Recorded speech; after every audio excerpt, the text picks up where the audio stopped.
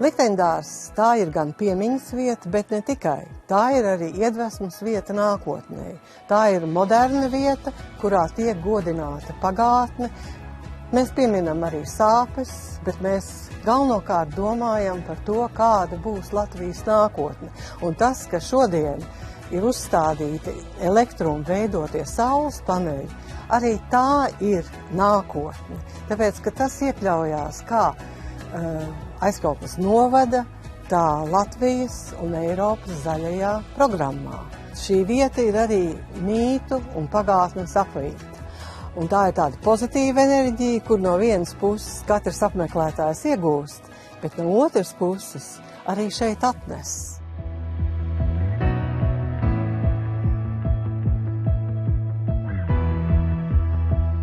Ap uz Daugavas krastiem pēdējos gadus notiek intensīva saules paneļu uzstādīšana gan dažādām kompānijām, gan individuālām mājām.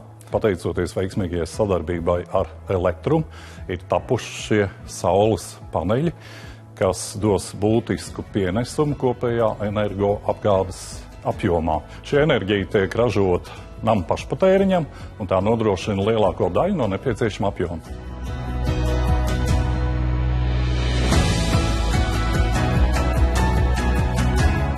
Aicinu apmeklēt Likteņdārzu, kur Latvijas vēsture satiekas ar Latvijas nākotni, un Likteņdārzā Latvijas nākotne vienmēr būs zaļa.